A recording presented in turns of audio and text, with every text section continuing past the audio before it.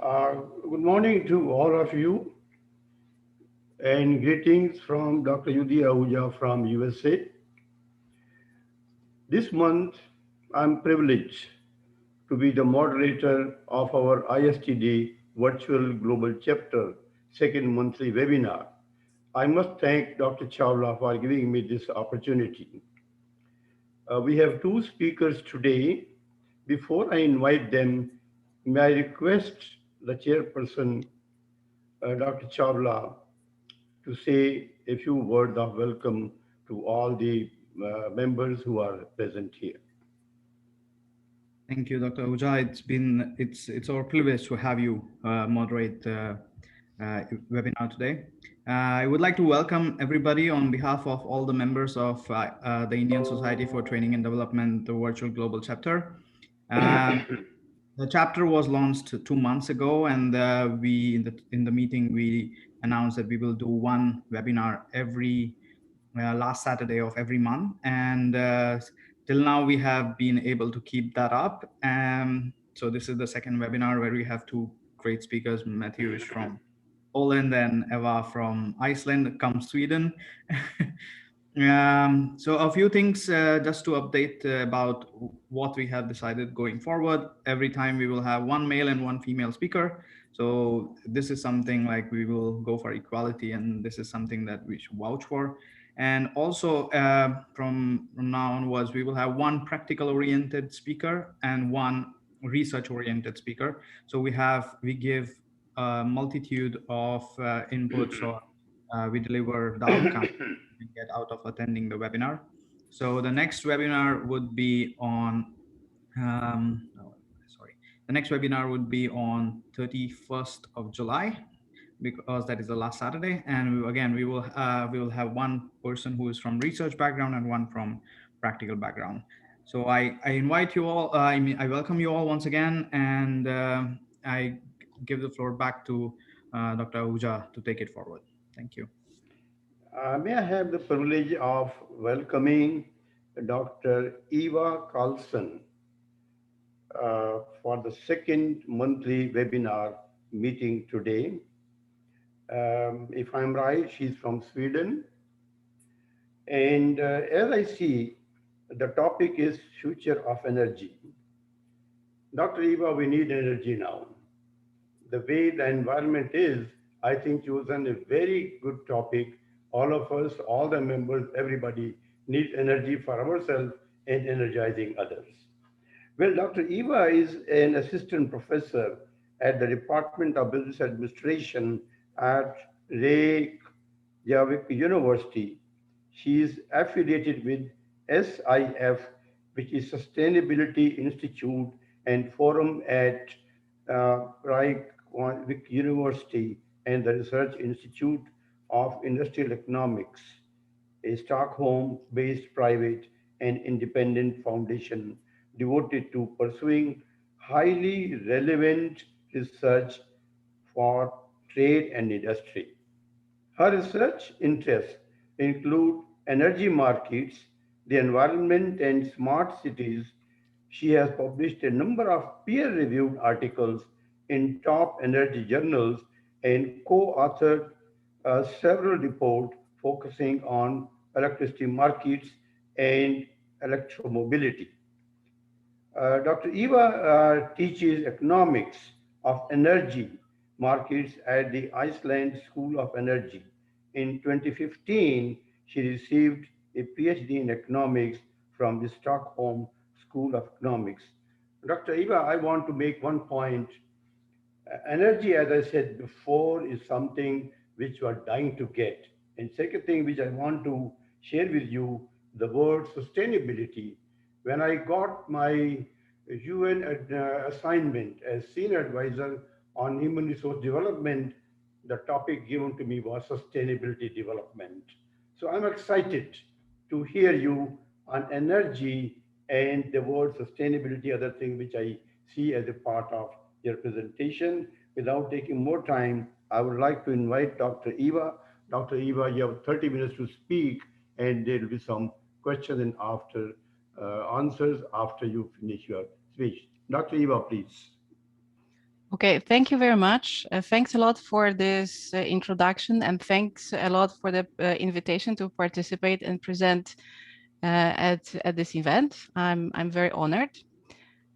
And today, the topic that I have chosen, which basically corresponds really well to my research focus, is the future of energy. And so I have recently attended one of the bigger conferences of energy organized by the IAEE, maybe you know, the International Association of Energy Economics. So this year it was organized in Paris. Well, actually, as you can imagine, I spent it at my dinner table in Sweden, glued to the computer screen, happily Zooming for almost 4 full days, alongside some few hundred other participants. As due to COVID, we weren't able to actually go to Paris and attend in person. So this time, unfortunately, we couldn't enjoy the conference live. So no French wine, no summer, streets of Paris. But maybe that's for the better, actually, because there were fewer distractions. The choice of topics, however, at the conference was truly inspiring, and it varied from discussions of energy security with regard to coal, green innovation, green finance, preferences of EV owners, architecture of electricity markets, and so on. And as you can hear, the array of the topics was very broad, and they were all related to future of energy market. So for the sake of this presentation, since I only have 30 minutes, I had to narrow down the topics, and I gave myself liberty to choose 3 areas that I want to focus on today. And that will be decarbonization, demand response, and decentralization. So you could ask me why these choices, and here I oblige to provide an answer. I will start with decarbonization.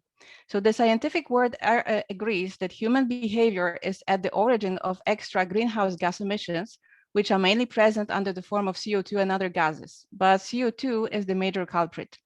The greenhouse gases accumulate in the atmosphere, and the increased concentration traps heat close to the Earth's surface, and therefore generates global warming, causing climate change, which people in different parts of the world experience. So in Poland, probably in Wrocław, where Jaś is now situated, summers became very hot, 36 to 40 degrees centigrade Celsius. This didn't used to be normal for this part of the world. Droughts, wildfires in US, Sweden, and other parts of the world are strongly affected by climate and weather conditions, and of course, by humans. Disappearing glaciers are another consequence of global rising temperatures. This one here is in Alps.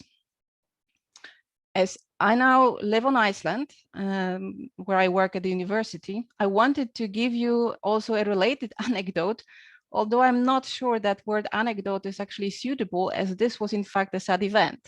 So in 2019, a group of people, together with the Prime Minister, Katrin Jakobsdottir, organized a mock funeral for the first Icelandic glacier that has disappeared due to climate warming. The glacier was called Okjökull, and even a memory plate has been erected as a reminder. Iceland loses about 11 billion tons of ice per year, and scientists have warned that there are about 400 other glaciers also at risk. Melting ice cover and increasing ocean level, which threatens millions of people. This is the reality we live in, and if we do not want that the situation becomes worse, we need to dramatically decrease carbon pollution.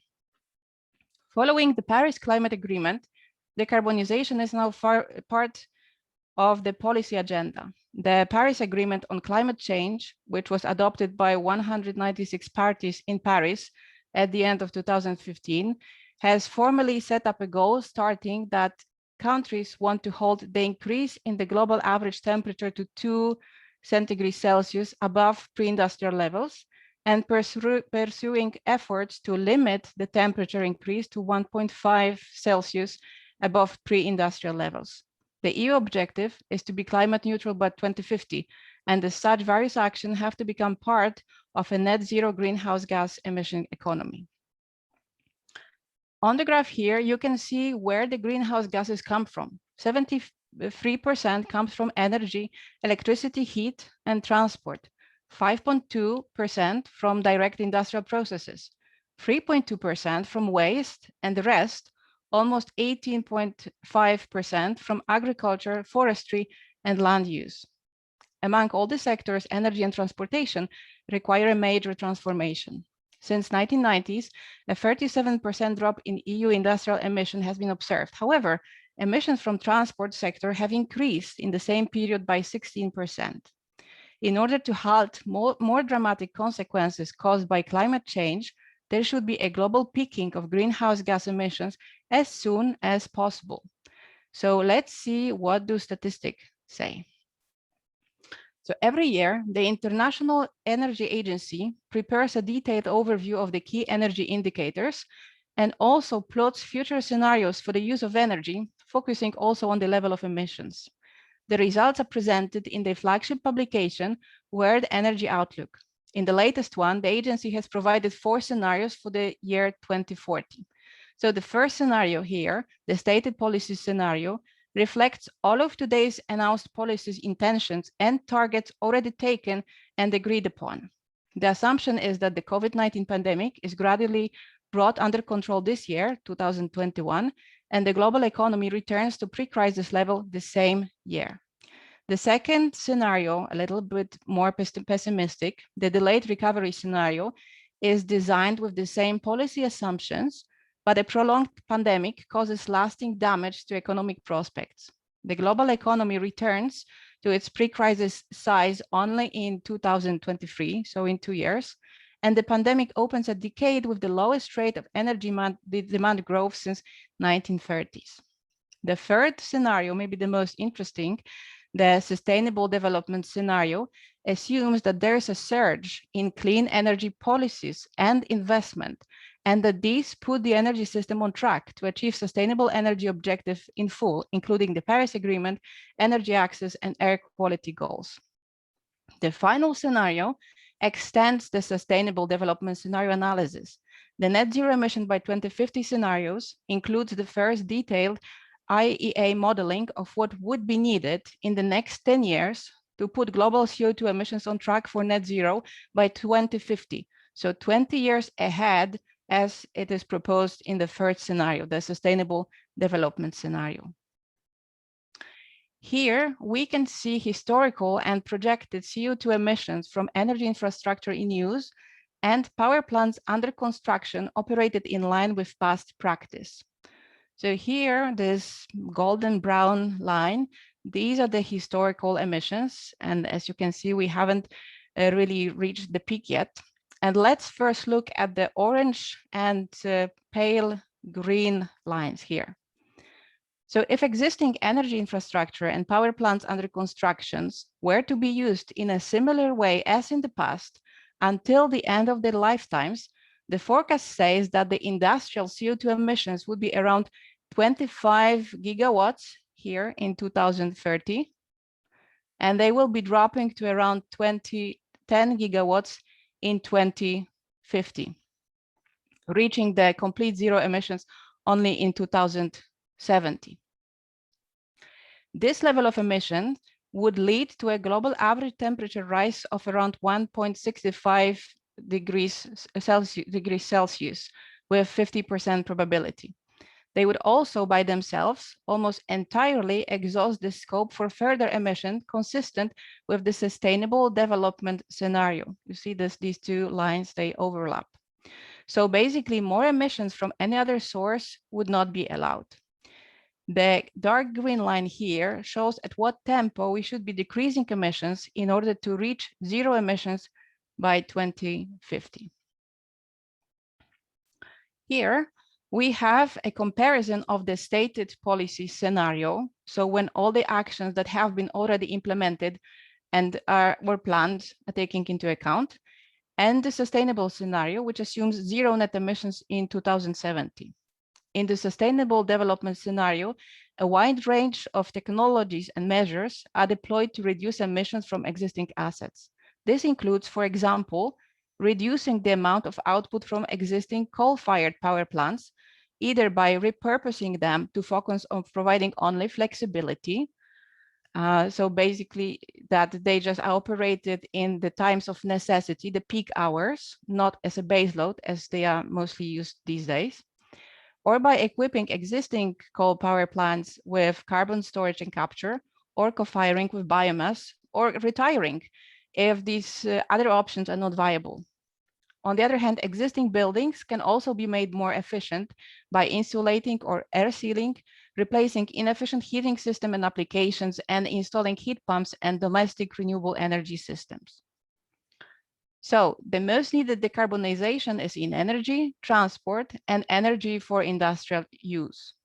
And this can be for sure achieved in several ways. For example, with the use of renewables for electricity production, electrification of transport, as long as electricity comes actually from green sources, and hydrogen. So let's start with renewables. And when we are interested in renewables, we are actually interested in innovation that creates new solutions. And as innovation is often fueled by public spending on research, let's again look at some data. In 2019, here, the estimated total public energy research, development, and demonstration budget for IEA member countries increased by 6%, reaching $21.5 billion US. This was the third consecutive year of increases after 4 years of decrease. The 2019 levels was 1/3 higher than in 2008, although much lower than this 2009 peak. Over the last 40 years, investment from IEA member countries in energy RD&D has become progressively more diverse. Nuclear power, here in blue, dominant in 1974 with 75% of total public energy RD&D budget, witnessed year-to-year reductions to reach 22% in 2019, a share comparable to energy efficiency at 21%, renewables 15%, and cross-cutting RD&D at 22%. RD&D budget on fossil fuel, so this red bar here, which were at the highest in the 1980s and early 1990s, have declined since 2013 from 15% to 8% in 2019. Budgets for both energy efficiency and renewables grew significantly during the 1990s and 2000, rising from 7% each in 1990s to 23% and 21% respectively in 2010. Since then, the share of energy efficiency has remained almost constant, while the share of renewables has declined to 15%. On the other hand, cross-cutting RD&D grew in the first decade of 21st century. Budget for hydrogen and fuel cells kept their share at 3% for the period 2012 and 2018, to increase to 4% in 2019. In 2019, public spending in low carbon energy technologies RD&D significantly increased in IEA member countries, driving the third consecutive annual increase of total spending after 5 years of decreases. In the US, low carbon energy R&D budgets were estimated to grow by 13%. The second largest increase was in Norway. Norway is almost entirely renewable as they have so much hydro, but the budget has grown because they have as well invested in a new wind demonstration project. In an opposite trend to most countries is Japan, which decreased its low carbon budget by 2%. Under mission innovation, 15 IEA member countries and the EU, as well as key emerging economies such as Brazil, China, India, and Indonesia, pledged in 2015 to seek to double the public clean energy R&D spending over 5 years.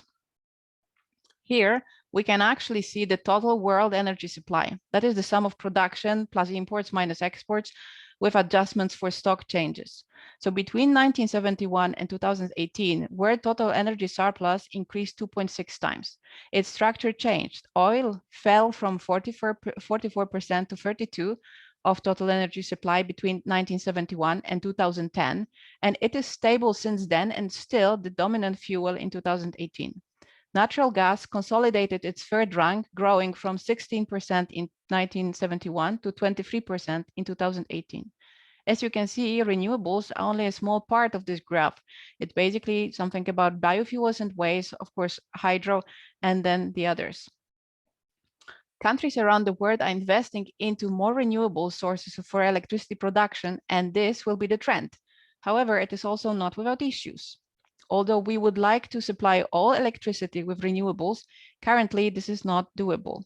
And this is not due to the fact of inefficient investment into, for example, building of new wind farms, but because the large-scale batteries are not yet widely used, and the sun does not shine in the night, and it's not always windy. So another solution for the decarbonization of the energy sector, transportation and industry is hydrogen. Hydrogen is the lightest and most abundant chemical element in the universe. However, it is rarely found in its pure form. Instead, it is usually combined with other molecules, for example, water. The use of hydrogen in the energy system is far from a novel topic.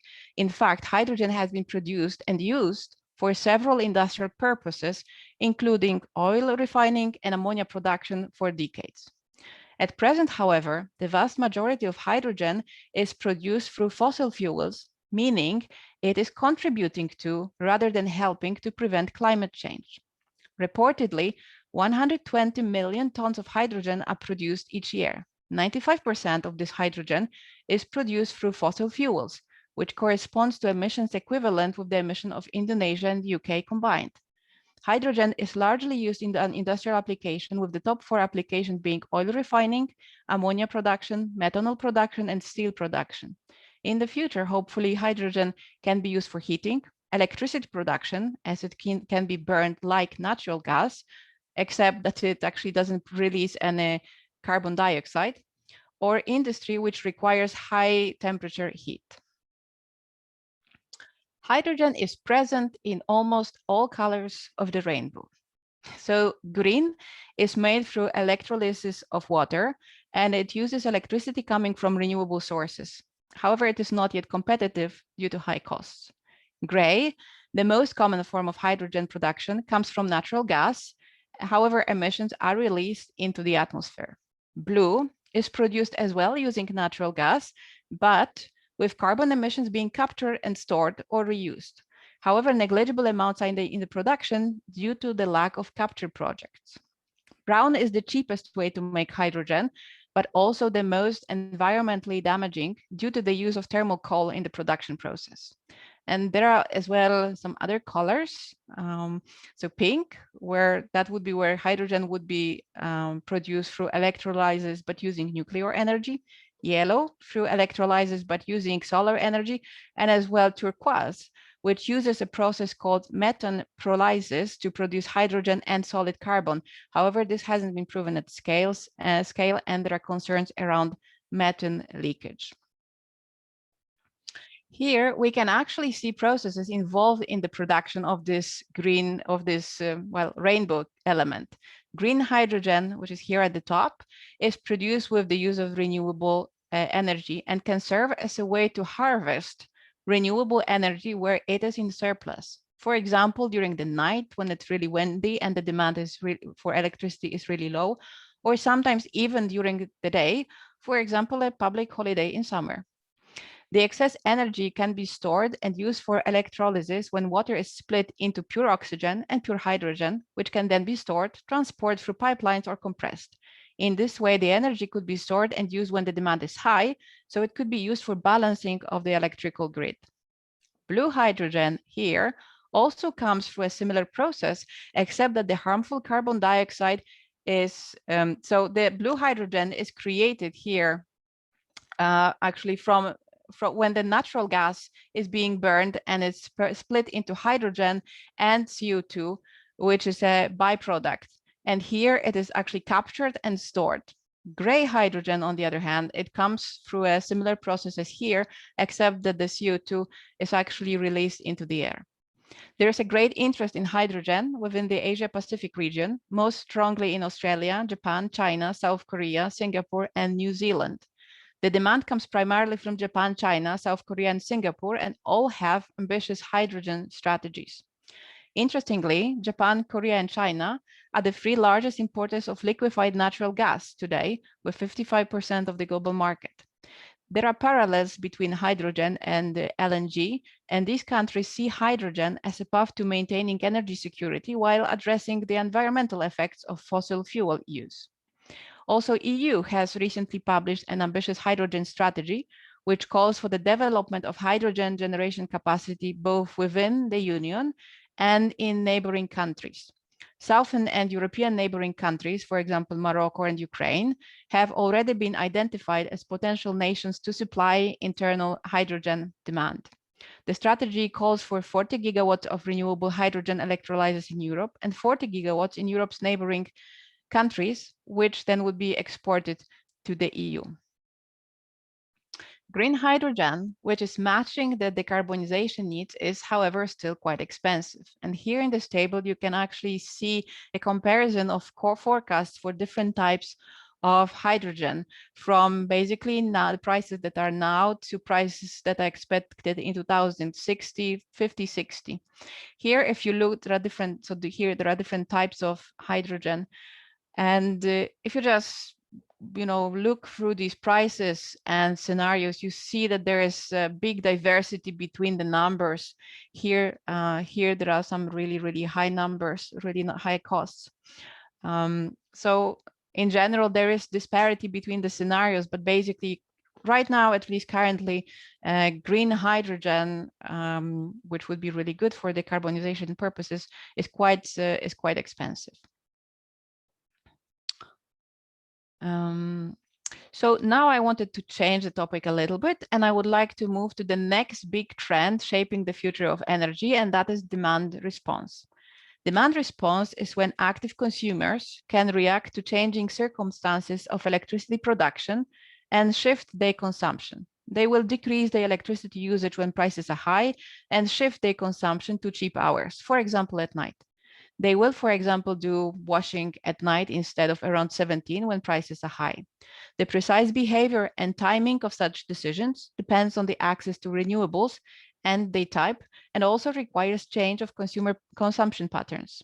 On this graph here, this yellow curve, this basically follows the sun. It shows the accessibility of solar power. There is a lot of cheap solar power available during the day, but not in the night. The blue line here shows consumption pattern with two peaks, one here before lunch and one here between more or less 6 and 9 p.m.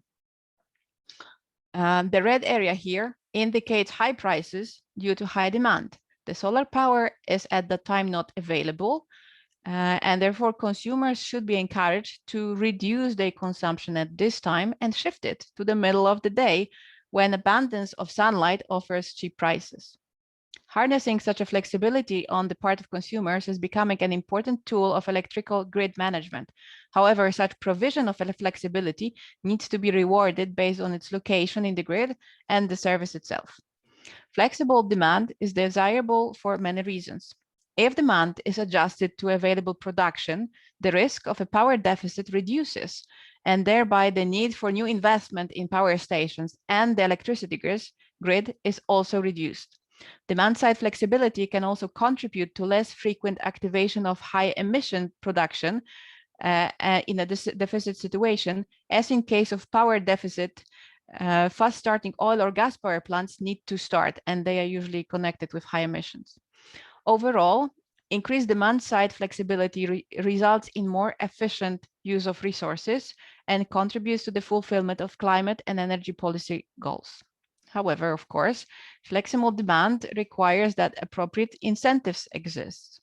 Incentives which would make these shifts happen, which would make shifts in consumption of electricity. That means that consumers would need to switch from paying flat rates, as they do most days, or maybe time of use rates, and they would need to switch to more dynamic prices. At the extreme, even to hourly prices, as this is the way the wholesale electricity markets are operated.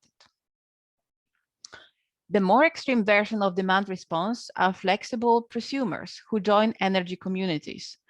Prosumer is the new type of electricity consumer who is actively adjusting his or her consumption patterns according to the signals from the market, and also its own microgeneration, so either solar power or a small wind turbine, and produces his own electricity, which then he or she sells to the grid.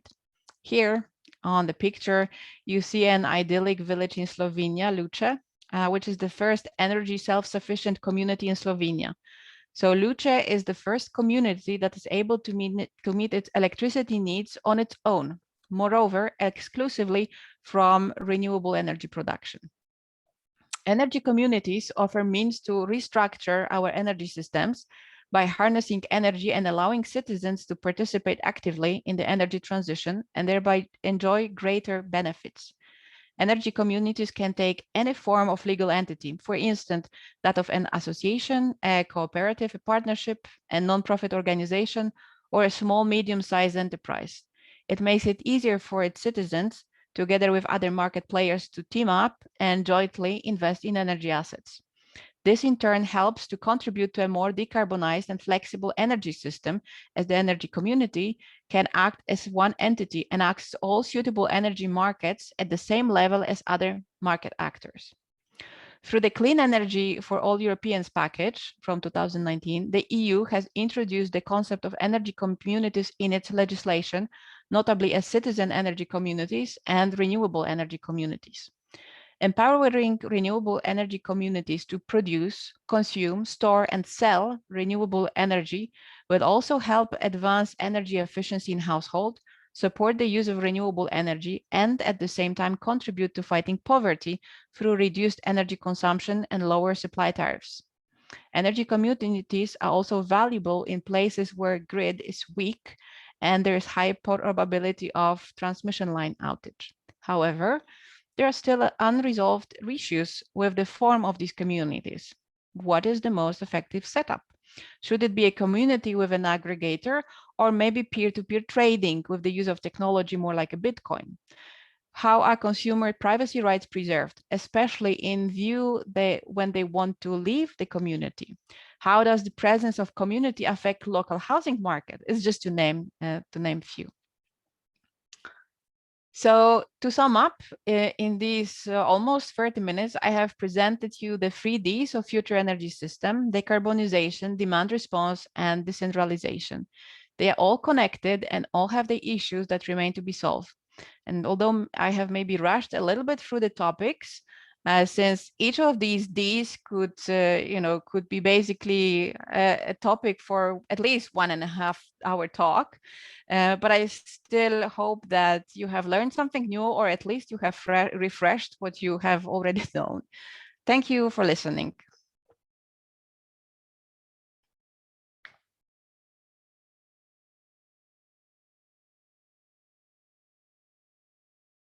So if there are any questions, I would be happy to. Dr. Ahuja, you're mute.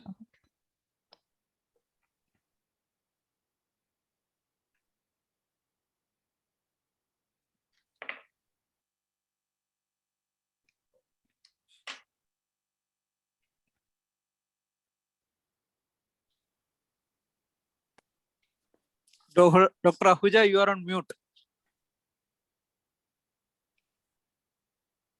Okay.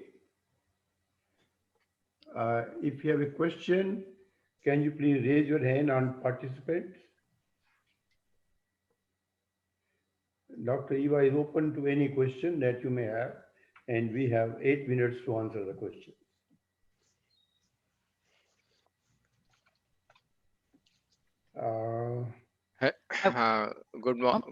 Good afternoon, Dr.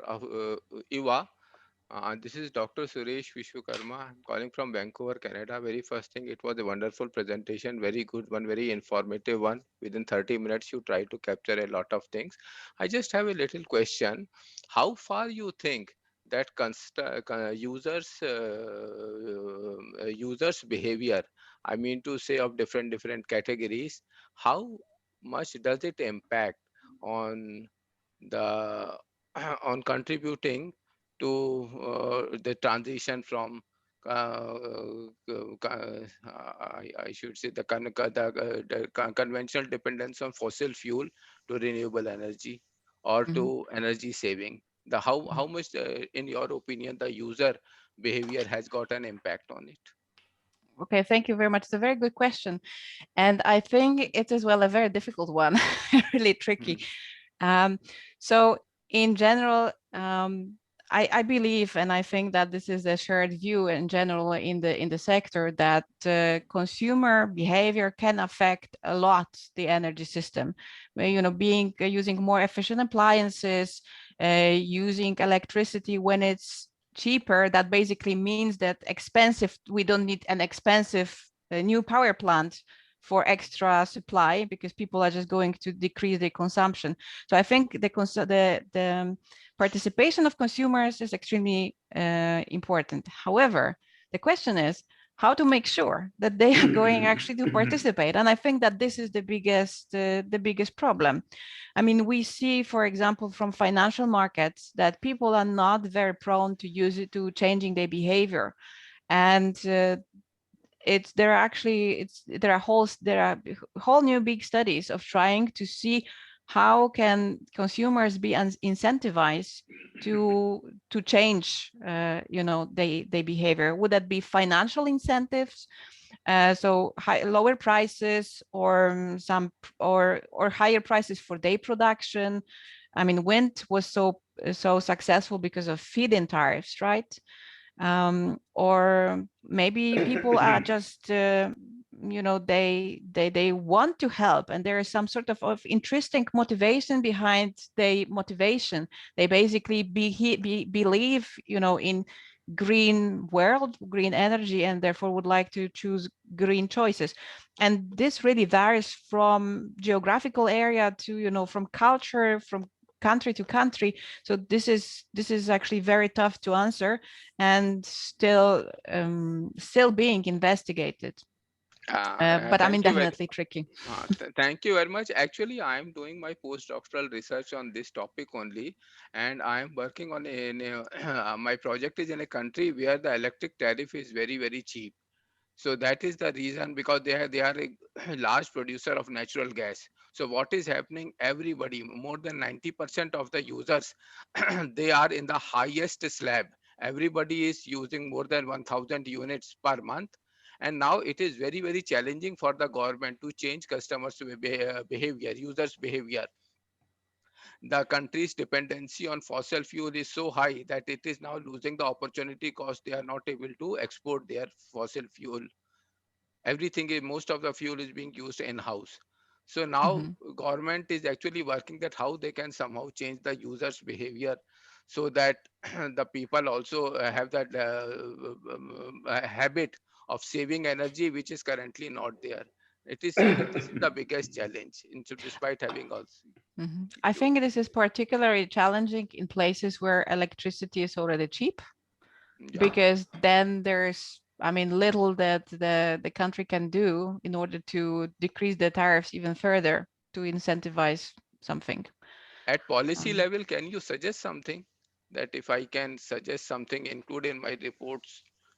At policy level, government may introduce something so that can impact users' behavior towards changing their demand, changing you said about the peak and valleys which we have in their consumption. They may transit to the non-conventional form of energy, solar rooftop, feed-in tariff also we can introduce. You have some suggestion? I mean, maybe I don't have a suggestion, just just a solution, propose, a ready solution. But I think actually a ready solution might be a little bit tricky. Actually, my own research is now trying to investigate a little bit similar situation on Iceland. On Iceland as well, we are actually using lots of renewables already, because this is mostly geothermal and hydro. But they actually, the question was maybe more looking at whether EV owners have incentives to provide flexibility to the grid, whether they would be willing to do that. And honestly, I mean, the only way to study it in some specific place, I think, is basically in conjoint analysis, by trying to map preferences for the consumers and basically see what would work there. So that's can I communicate with you offline on this topic? Of course. Okay, Yes, I will take yes. your email ID from Yash, and then from there we'll communicate. Of course, by all means, I'll be very happy to. Yes, thank you very much for answering my questions. Thank you. Dr. Ahuja, Mr. Pradeep Kamath is raising hand. He is from Mumbai. Gurvinder, you can unmute him. Go ahead with your question. Yeah. Am I audible? Yeah, I would like to. Yes. Hello, yeah. I would like to ask Madam two issues. One is when we talk in terms of energy, generally we talk in terms of three aspects. One aspect is that of energy security, one aspect is that of energy equity, and one aspect is that of the environment. The three E's that we are talking about. Now, in context of, I'm raising an issue in a slightly different context, and that is, you mentioned about today there is also one more point is that when we talk in terms of energy, today energy can be produced or generated at one particular place, and it can be, say, in the case of electricity, it could be in terms of trading can take place or transmission can take place, and it can be on the price differential, one may be able to possibly have it at some other place where the demand is existing. You also raised another issue that was relating to the demand, and demand can be, and according to the demand, the patterns of consumption can change. People are changing in certain countries. But sir, madam, here I would like to raise an issue is that it may, if the pattern is not very clear or understood, it may create a lot of difficulty in terms of the grid. Because why? Because then accordingly, the load dispatcher sitting in the load dispatch will find it extremely difficult in terms of matching the demand as well as the supply as far as the energy is concerned in the electrical part or the electricity area. And while it may be feasible theoretically, practically there could be some practical difficulties.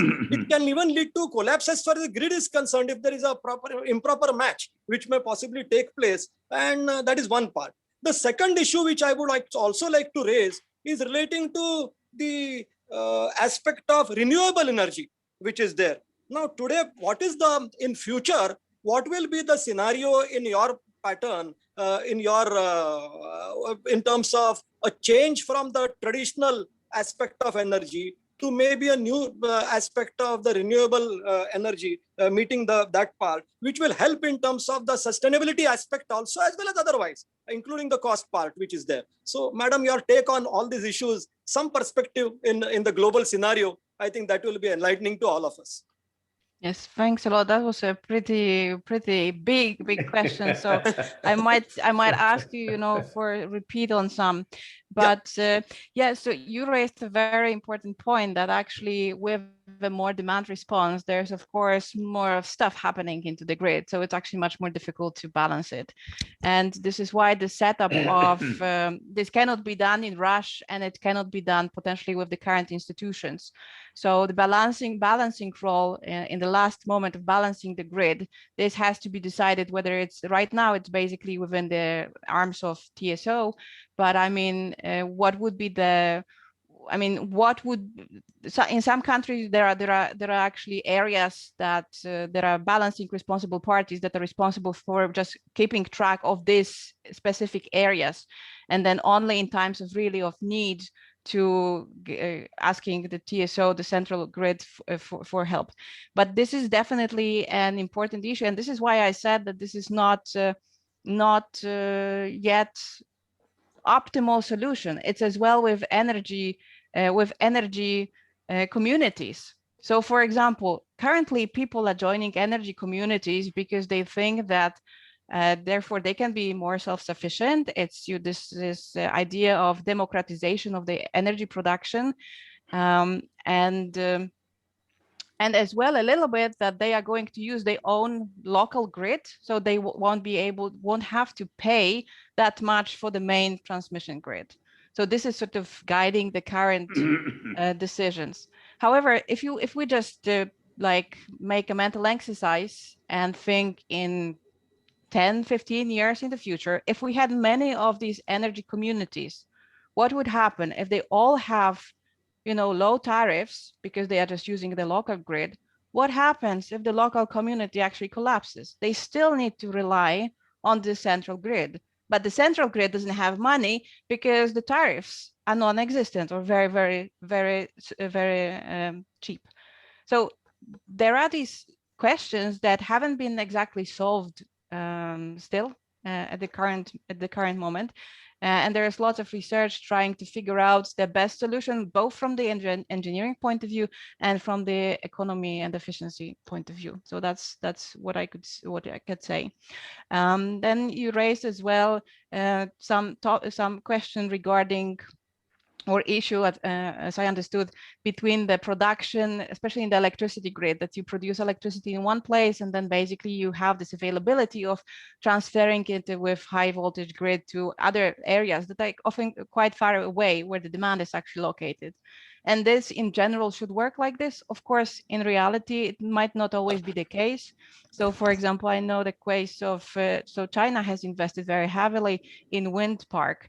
And but for many years, I'm not sure how it is currently. Maybe they have solved the issue.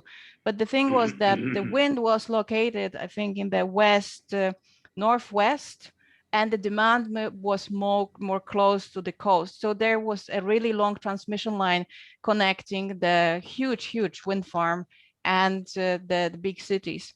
And the problem was that the grid wasn't robust enough. So although there was potential to provide lots of megawatts of wind power, it was actually being curtailed for quite big amounts of time because the grid was too weak to transfer the electricity.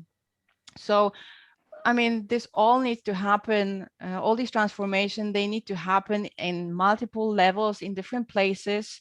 And I think the research is ongoing. I think what is important is that from me, at least from the perspective of a researcher, it's important that we keep this multitude of views, that engineers don't only work in their little corner thinking about the best engineering solutions, and then economists or some other researchers work at their little corner. I think it's really important, if we want all these solutions to work, that we want that consumers are involved, we need to work together and just simply try to make it happen.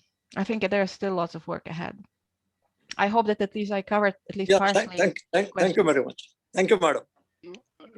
Dr. Ahuja, do we have some more time for questions, or next presentation is due? The time is over, but maybe we can have one question. Okay, just Dr. Eva, a very short question.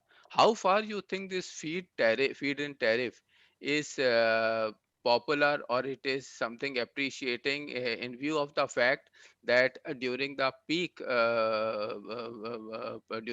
hours, when the generation is very high, people are able to inject a lot in the system, and eventually it leads to a situation where the grid reaches a sort of just now this gentleman said that it endangers the grid because the feed in is higher as compared to what the customer are using at the grid.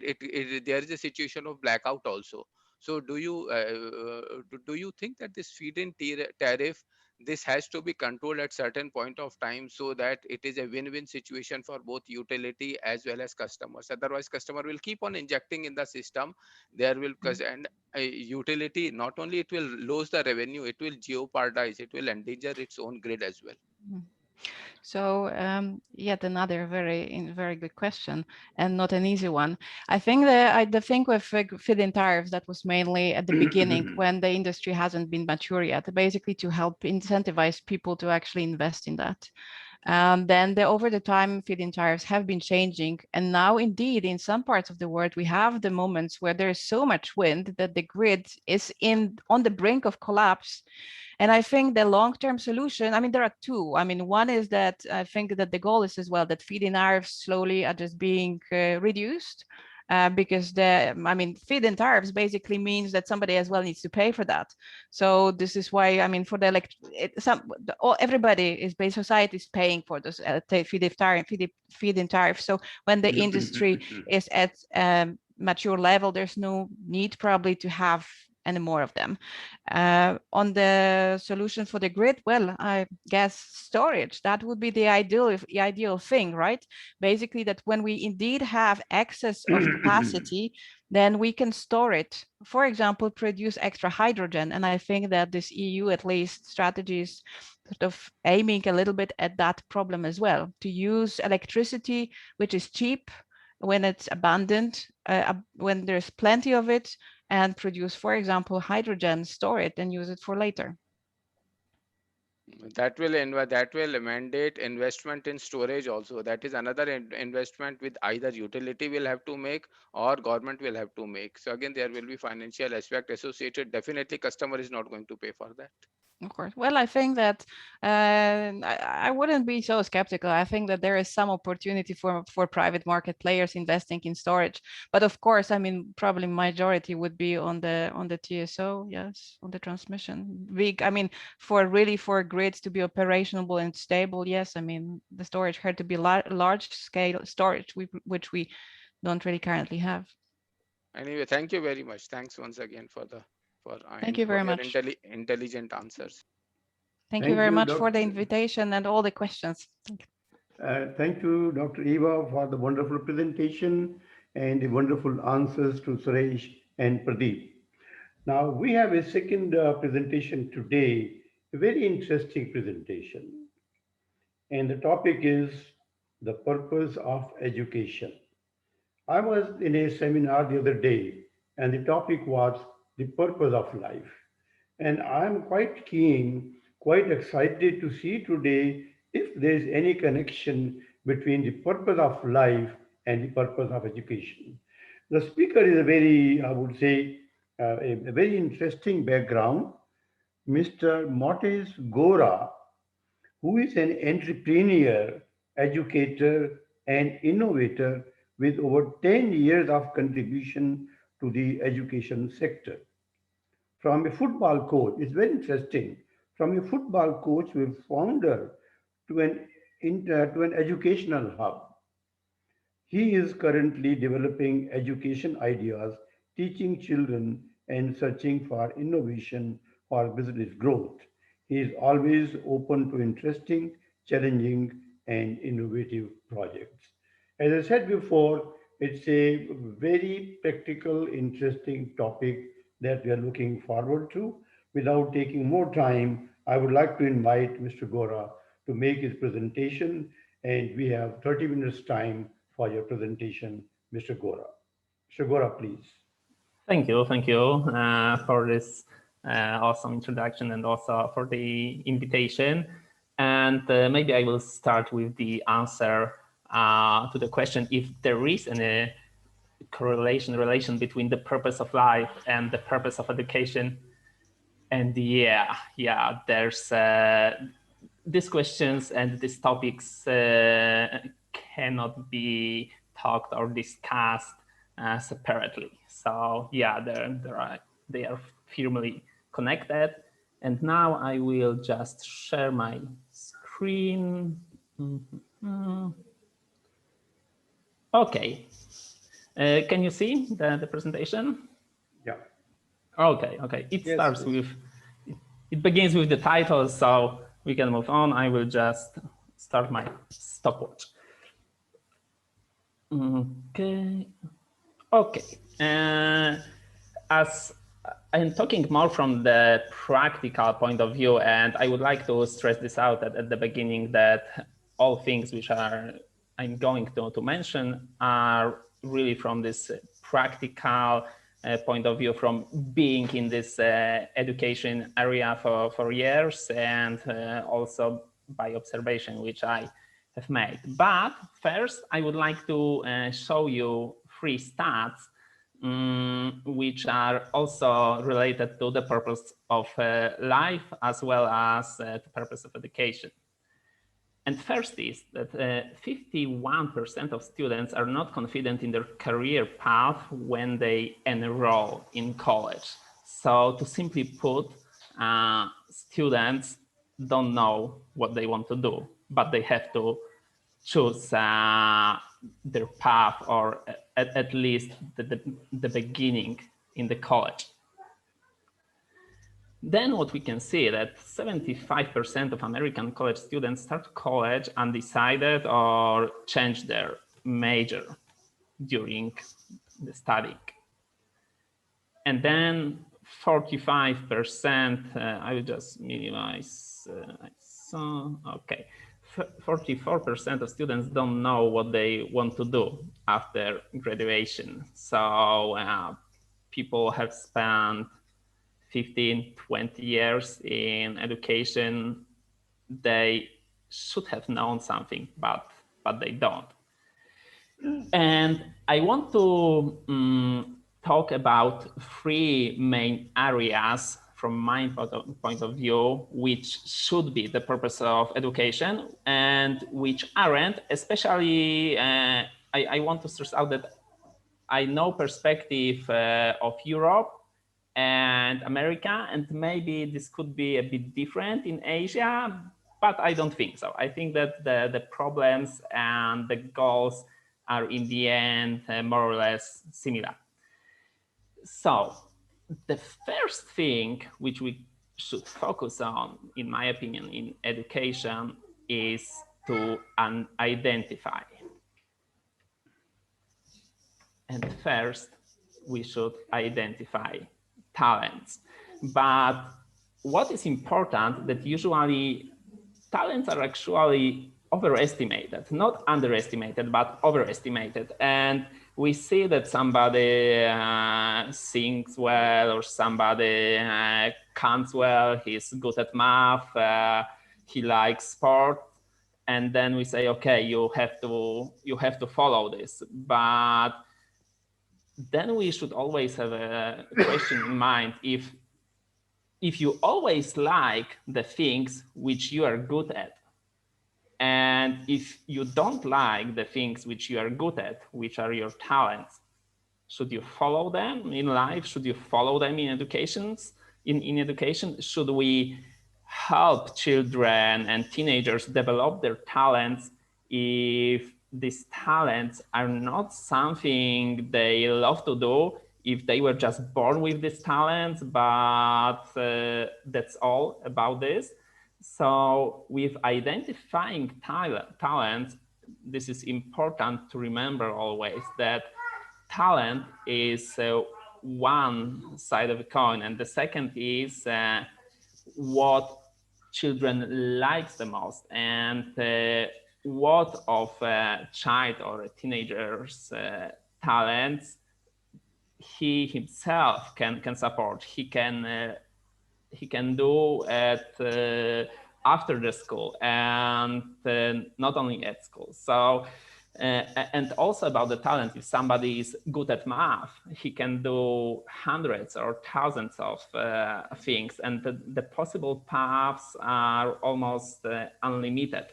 So it's never very simple in terms of talents, that you are good at drawing, you're good at painting, you're good at math, you're good at anything, and you should follow this, because we should always focus on other factors. So the second thing which we should try identify during the process of education, and whenever I say the education, I have in mind 5, 10, 15 years, which most of us have spent in our life in education, and most of children, teenagers will spend in education.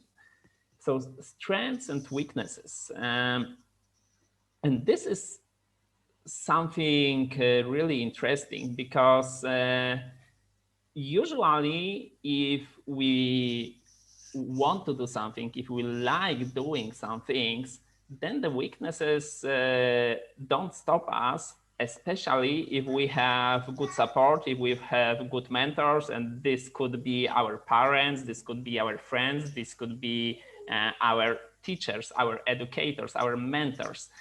And it's very important for a teacher and mentor to help overcome these weaknesses which are needed for a particular child, for this individual, to reach what they want to reach. But we shouldn't work on weaknesses which are not needed in this particular case. And the same thing is about strengths. We should develop this, and we should use strengths of our students, of children, teenagers which we work with, or adults which we work with. But we don't have to always use all the strengths, because some strengths can be not useful for the purpose which is good for this student. However, identifying these two things, strengths, weaknesses, is very important. And this is second of 4 points in identifying part. So then we have interests, which I mentioned a bit when I was talking about talents.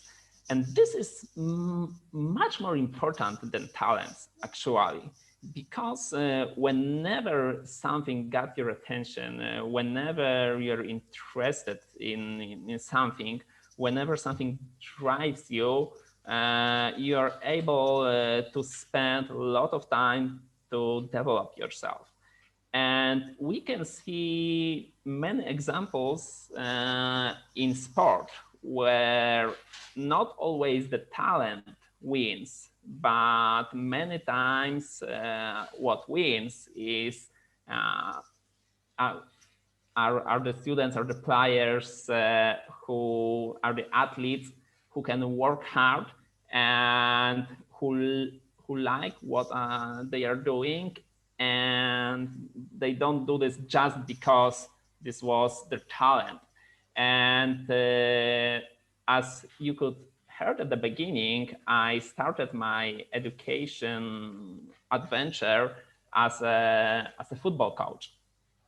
And I could easily see young players who were very talented, but after 1 year, 2 years, 5 years, they were at the same point or at the lower point in comparison to the players who weren't so talented, but they really loved playing football and they could play all the time. They were very open to listen what they should improve, how they can improve things. They loved to play and develop after trainings, not only when we were meeting on the football pitch. So almost always, because it's not possible to say always in this case, but usually people who work on their interest at some point will overtake these talented students who don't work on their talents because they are just talented, but it's not what's interesting for them. So identifying these interests in students is, if I had to choose just one thing which you should think about in terms of education as a mentor, as a teacher, as a parent, is identify what are the interests of your student, of your child. And then we have drive. So what drives your student? What is the motivation for your student? What can help them and what make them doing things? Why they want to do some things and why they don't want to do the other things? When you have to negotiate with a child, with a student to do something, when you don't have to. And probably you experienced this when you worked on any project with young people, teenagers or adults, that some of team members can do their thing because they are drive. They really want to do this and they don't need your reminders. They don't need extrinsic motivation because they have intrinsic motivation. And this intrinsic motivation is much more important than extrinsic. And when we find this thing which our students can do because they want to do this, we are on the winning path. So the first group, the first category of the purpose of education, and actually as well the purpose of life, is to identify. And then we have the second group, the second category, which is inspire. And here we will have just two things in this category, but this is very important for a teacher, for a mentor, for a parent. First is to expose. What does it mean to expose? It's not always like this, that you can talk to a person and you can ask, what do you like to do in your life? What do you want to do in your life? What makes you happy? What gives you the satisfaction? Usually, especially when you talk with young people, you won't get the answer, or you won't get the honest answer. And actually, as you could see at the beginning, about half or more than half of students don't know what they want to do in their life. They don't know where they want to enroll. So this means that they haven't discovered yet what drives them, or what are their interests, what can make them happy. And this is why during this 15 years of education, 20 years of education, this is very important to expose our students to many different areas, to many different things, not just swifting through the book page by page, exercise 1, 2, 3, 4, another page, 1, 2, 3, 4, go home, do 3 extra exercises, tasks, then another day, all right, another page, another exercises. And then we have some topics, areas which we cover, but I like to ask myself a question. For example, how people become ice skaters, and how many people didn't become ice skaters because they had never had a chance to try ice skating. And there are thousands of possible jobs which you could do in your life, but you don't know if you like this particular job.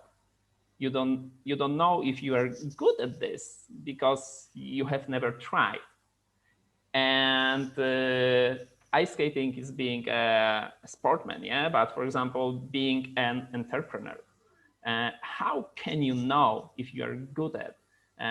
Were there some teachers or maybe your parents encouraged you to be an entrepreneur in any way? Maybe you were trying to sell a juice on a street when you were 10, or maybe not. Maybe you heard that it's a stupid idea.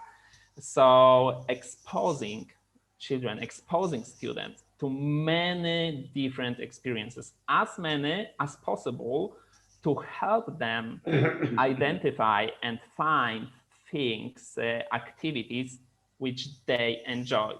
Because if you can identify a thing you can enjoy, the second step will be, how can I use this in my life? How can I make money from this? But this will be the easier question to find an answer than finding the thing which you like to do. And the best if you like to do and you can be good at this. Yeah. So we have to expose our students to many different activities which they couldn't find and couldn't experience without us. And the second thing is in the inspiration part, to encourage, because not all students are able to follow the ideas immediately when they are just exposed to the idea. Not everybody has this courage to try, discover things, and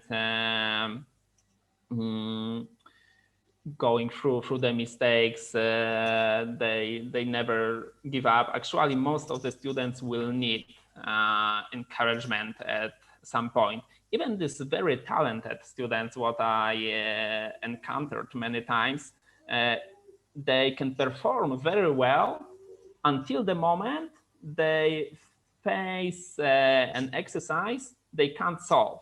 So they are very good at, let's say, at top 5%, sometimes top 3%. They perform extremely well until the moment they have to solve some problem.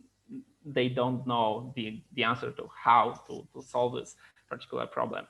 And then this encouragement from a teacher, from a mentor comes. Then this is important to, after exposing people to new ideas, new activities, then when we go through these activities, we have to help them overcome all obstacles they can encounter.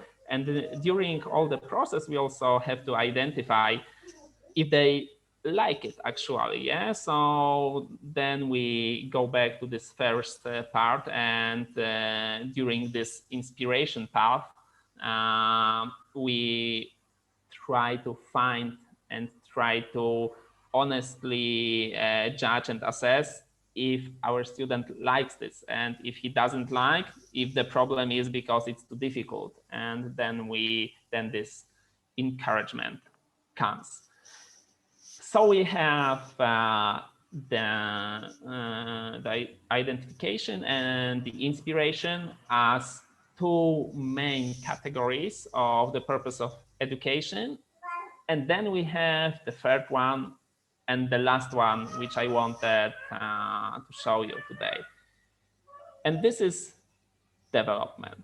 So we have already find something what a student likes to do. Maybe because we expose our student to some new activities and we help him discover things and identify these things. And then development is important, and the effective development is more important. So one of the things which I hate the most in the education I know and I experience the most is that everybody does the same thing in the same way, and the expectation is that everybody will deliver the same result. And this happens with students who have many different talents, different possibilities, different areas where they feel comfortable and where they feel good. And personalization in education is crucial part in development. This doesn't mean that we cannot use a student book with the whole group of students. We can, but then we have to ask a question if everybody should do the same task, the same exercise, or maybe everybody should do just a basic and then extra tasks can be personalized. And maybe we should also leave some students with exercises, and we should explain the other the task or in a different way, or give them the special clues. And what I like here, how we can make education very personalized, is the project approach is what probably most of you experienced, that whenever you work in some project, it's not like that everybody does the same job in the project, does the same part in the project. Everybody does something different, and in education we can do the same. So by teaching by projects, we can also inspire children. We can give them opportunity to use their talents, use their strengths, and focus on the things they want to develop, and their involvement in the project will consider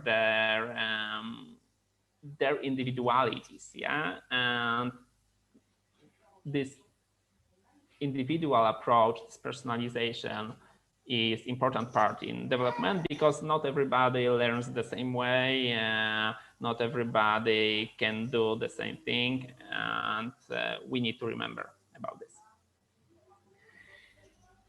And the level of the tasks, the level of exercises which we give to our students.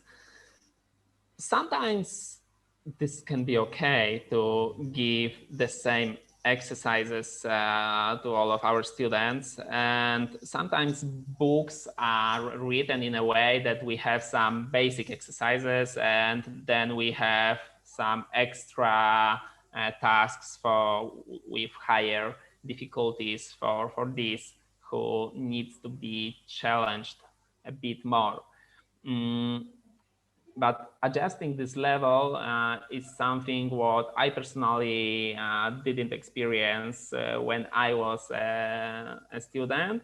And in general, it's not something what you can encounter very often, because usually it's like that everybody needs to do the same tasks, the same exercises, and the subject doesn't matter here, and the personalities don't matter here, and the talents don't matter here. Everybody needs to do the same, no matter what are students' strengths and weaknesses. However, it should be adjusted. The level should be adjusted, and there are many different ideas how we can do this. However, today I wanted to focus more on the general idea of the education, of the purpose of education, not going much into the details how we can implement all of these ideas. So about level, we can make a dot here.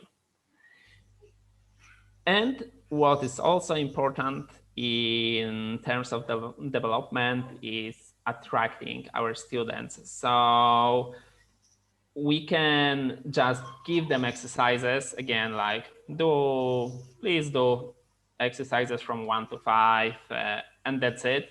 But we can create the whole world. We can use interesting tools which can help them. We can make them interact. We can make them work in groups. We can take students out of the class. There are no limits how we can make our students happy and interested in the project, in the exercises we are working at the moment. And we shouldn't use as teachers the power that I am a teacher, I am a mentor, and you must do what I ask you to do because I have the power and you don't have the power. I always like the approach, and I always try to use the approach that I don't force my students to do things. I try to create the environment in which students want to follow the path which I have designed for them. So attracting instead of forcing. And the last thing, which again is a bit overestimated, same as talents, are tools. Tools are important, but this is just the last part. So when we have the idea, when we know what we want to teach, when we know what are the interests of our students, and we have everything well thought of, then we can think about tools if they really win, if we really need any tools, or maybe the tools are not needed, or the only tools we need are the piece of paper and piece of paper and pens and crayons, and that's it. And sometimes, for example, what we do also during programming classes, we use Minecraft as a tool, which is really cool tool because children like the game, and instead of telling them that playing games is a bad thing, we identify that, all right, you like playing this game, so let's play this game, but let's learn through playing. And then the tools can be used, but this should be usually the last thing which we think about, unless we identified that our students like some tool, enjoy some tool, and we have the idea how we can implement this during the learning process. And that's it about the purpose of education today from me. If you have any questions, I will be happy to reply.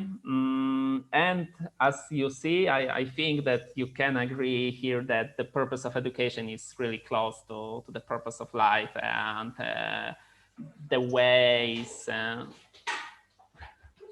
and the ways how you can find this purpose are also quite similar. Thank you, Mr. Gora, for a very wonderful and practical session.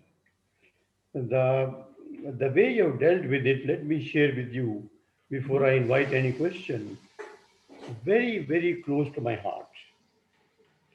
I have been dealing with undergraduate and MBA students in the last 25 years in India, in USA for the last 15 years, in a big university like California State University, San Jose. We have 35,000 students and 5,000 students in management. Now, my experience tells me, you see, whatever we do as a part of education in terms of talents, the employer, the industry still has a question about the skills of students. They find it as a gap between the talent that they receive in the university and the skills that they need, whatever we may do. The second thing which I find, which as an entrepreneur you can educate us, is you see the students are absolutely not clear whether they want to be entrepreneur, they want to start a company, or they want to go for a job. This is a new trend which I'm finding. They are no longer so much interested in jobs. Even in the Silicon Valley, which is close to my university, some of them, or most of them, want to be entrepreneurs. The third thing which I find, I like what you said in terms of development of making students happy and so on and so forth. I try myself absolutely project oriented thing, give them case studies. But the unfortunate part that I see in the sector is we give case studies which are absolutely obsolete. Harvard Business School or Harvard case study is not a solution. The solution is the real lifetime cases in the industry, which I don't know how much we practice and how much we don't practice. And my final thing is, I personally believe as a teacher, as a professor, what is lacking is student care in the placement section and otherwise. Unless we get into absolute one-to-one student care between the teacher and the student, between the mentor and the student, I don't think we are able to solve the problem of connecting education with the purpose of life. So I have much more to talk, which I'll get in touch with you probably otherwise, but it's a wonderful practical subject, and I'm sure it's of great interest to everybody in our ISTD, because we have a diploma program, we have students from the industry, and we would love to incorporate all these ideas that you have given us even in our diploma program. You don't have to answer my questions, but I've shared with you my experience, and I would welcome questions from others. If you have questions from Mr. Gora, I think we would welcome it. Of course, if there are some questions, I will happily answer. And thank you for these words. Mr. Manohar Rao, you have a question or? I have a question, sir. Okay. My question is we need some techniques for all the students to know where is the talent. The parents are not able to understand the talent of the children, and the children are not able to understand the talent of themselves. So what are the suggestions that Mr. Gore can give us to identify the talents of the children so they can decide well in which sector they need to go? Please make me sure that I understood your question well. So how we can help children identifying talents, yeah, to simply put? Some system testing methods, exercises by which we can understand which area they're more strong at. Okay. So first of all, I would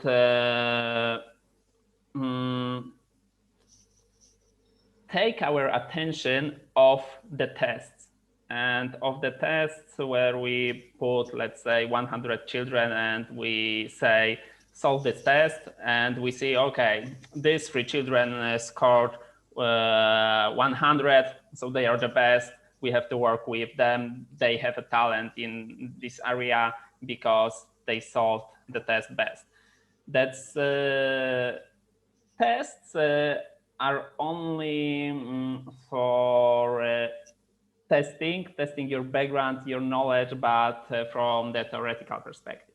So as I also said at the beginning, talents are a bit overestimated, and in terms of also of purpose of life, I wouldn't focus so much. I know this is not exactly the answer to your question, but I would like to go a bit broad about this topic.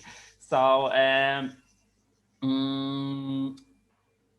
if we only identify talents, then there is a question if our students will be happy, and I want to make our students happy and fulfilled in life. And this is why, in terms of identifying talents, I would identify what children and our students like to do, what drives them. And then when we have the answer to this, then we can focus on their strengths, but within this interest. And maybe I will upset you, but I don't have the system which I could say you let's do this way to identify talents. But I would definitely start from finding the interest and then focusing on strengths about the children within this interest and how we can help a student work in this specific area, develop in this specific area. Thank you, sir. If this is not satisfying, let me know. I can also think about this later and text you. This will be... I'll come back to you on this question again. I wish there was a correlation between for talent identification between the parents, the student, and the teacher. Three of them, if they sit together, then probably we may be able to find a solution close to that, but it's a very big subject. It seems we have a question from Dr. Eva. Dr. Eva, please. Yes, thank you. So this is actually more of a comment than actually a precise question. I think the topic is very interesting. Thanks, Mr. Gura, for your presentation. And for me, it's really interesting from the perspective of actually university education. And my comment was I was thinking about personalization, which you said is really important. The personalization of teaching, of approach is important. And I agree. However, I mean, at scale, this is difficult to do, right? This is what, while we would like to have it, but I mean, it's really difficult to actually accomplish.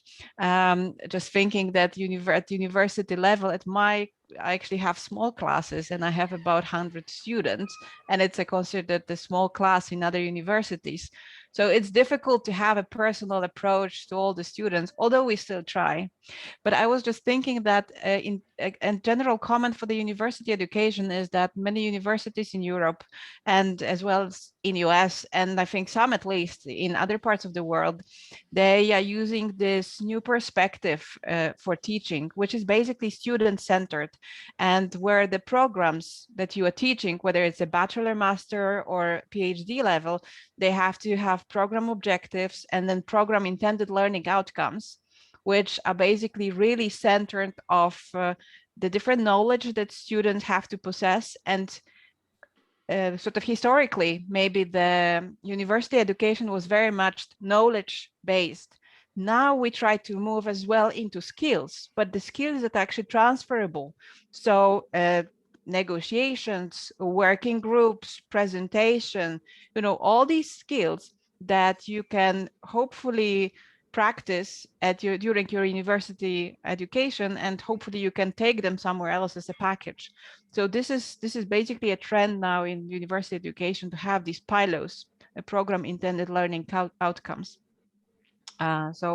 And this is really putting the student into the center. So it's maybe not personalizing the education, but definitely trying to make the person that the student is to think it more as a whole person, not just a student that we are supposed to teach for 3 days and then goodbye. Thank you.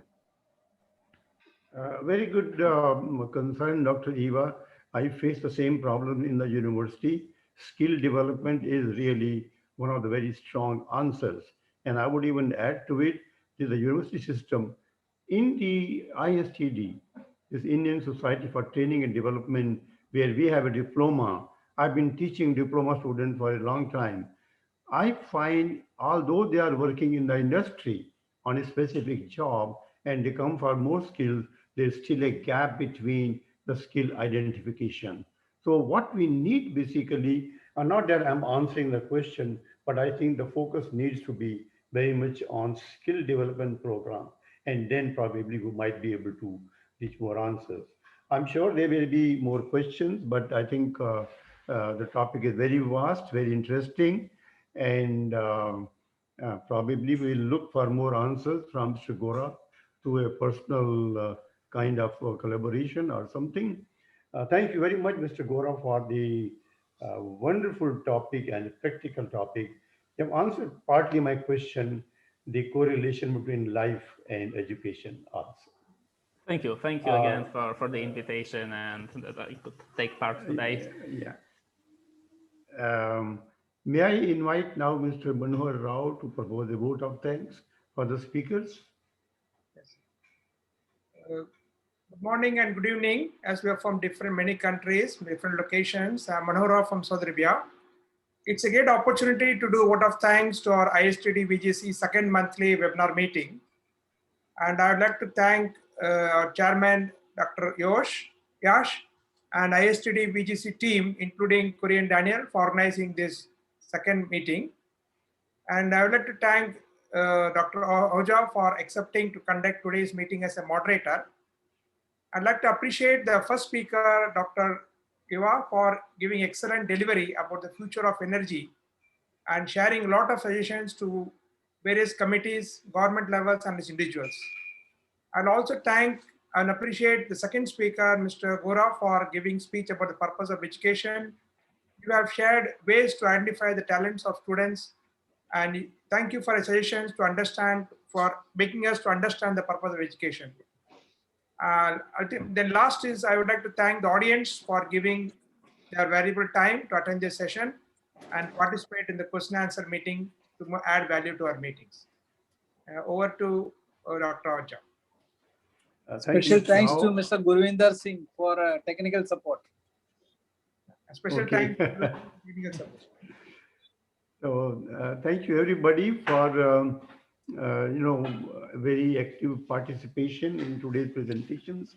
They are really, I find them very practical and very close to what we need.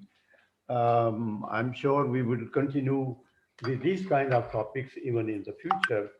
For the rest of the proceedings, may I pass it on to the chairman, Dr. Chawla, with my thanks to him for giving me this wonderful opportunity to, be a part of these sessions.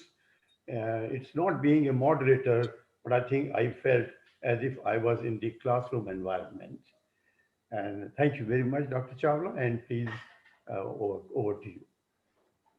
Thank you, everybody. Thanks to the speakers. Thank you, all the attendees, panelists. One request I posted on the chat, please, if you could provide us with your feedback. The speakers also, and also the panelists and the attendees, please feel free to just give your feedback, how we can improve. And we will come up with more interesting topics in the times to come. That's it from me. Mr. Daniels, would you like to say something? Yeah, thanks to Gurvinder Singh for technical support. Thank you, sir. On a Saturday, we make him work also. So thank you so much for arranging the Zoom, managing it, and sending out invitations to everyone. So next is 31st of July. So please book your calendar for us, and we will soon send you emails or with the invitation to register for the next webinar. So till then, please take care, be healthy, be safe. Bye-bye.